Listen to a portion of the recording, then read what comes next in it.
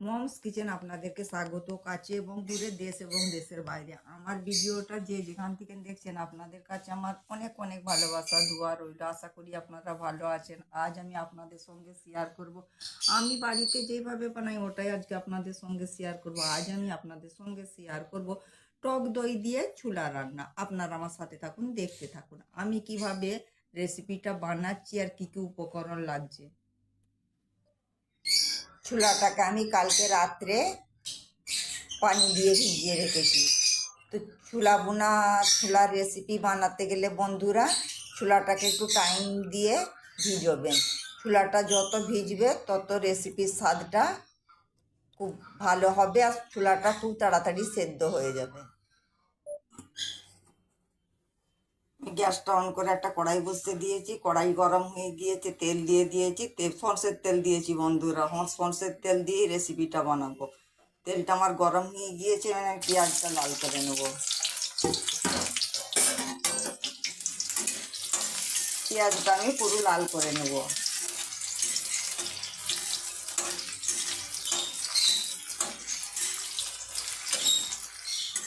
পেঁয়াজটা আমার লাল হয়ে গিয়েছে বন্ধুরা। পেঁয়াজটা আমি এবার একটা পাত্রের মধ্যে উঠিয়ে নেব। আর এই তেলের মধ্যে আমি ছোলার রেসিপিটা বানিয়ে নেব। তবে একটা কথা বন্ধুরা, ছোলাটা বানাবেন সরষের তেল দিয়ে।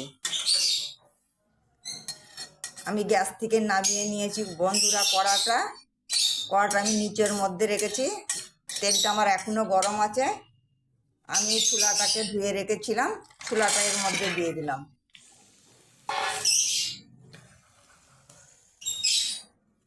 আর এখানে আছে আমার টমেটোর কুচি, ক্যাপসিকাম কুচি, পেঁয়াজটাকে আমি দুমো দুমো করে কেটে নিয়েছি,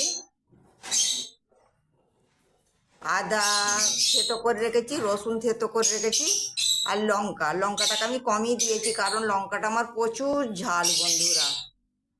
এগুলো সব এর মধ্যে দিয়ে দিলাম।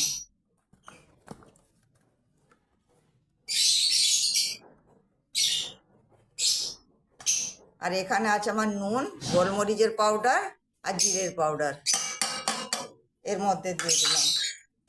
আর এখানে আছে আমার 5 টাকা দিয়ে একটা ম্যাগি মশলা। ম্যাগি মশলাটা আমি পুরোটাই দেবো।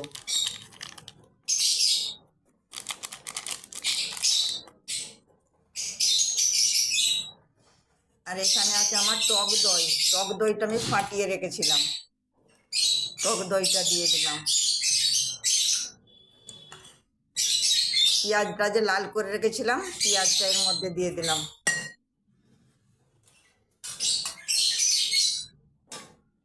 এবার আমি সব কিছু দিয়ে মাখিয়ে নেব।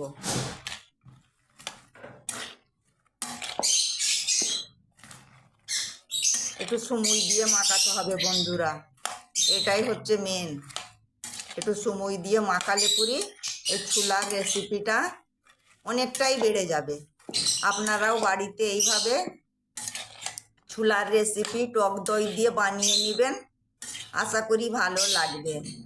আর কেমন লাগলো বন্ধুরা আমাকে কমেন্টে জানাবেন।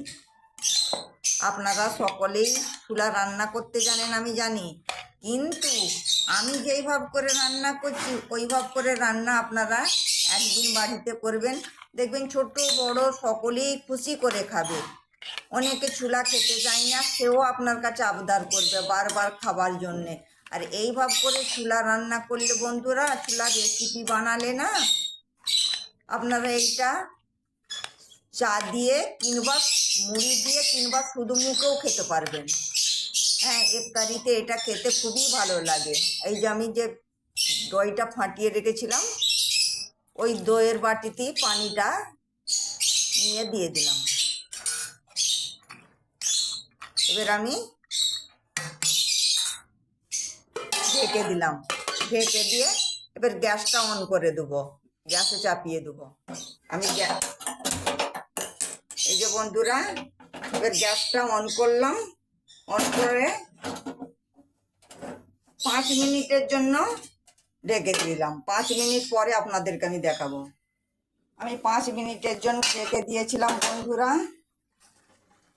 এই মাত্র আমার 1 মিনিট হয়েছে।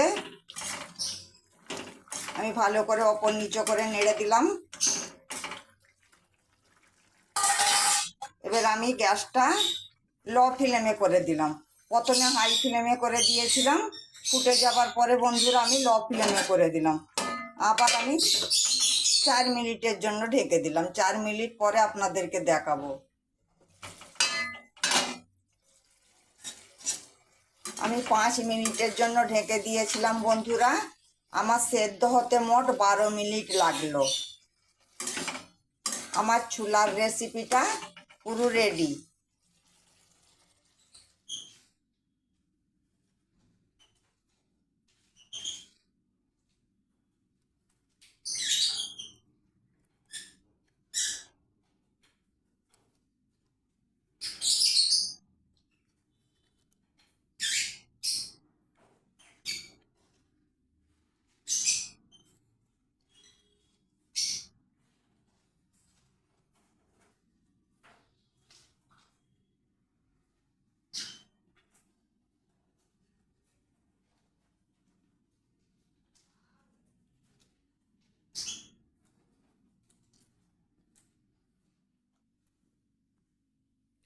আমার টক দই দিয়ে ছোলা রান্না পুরো রেডি।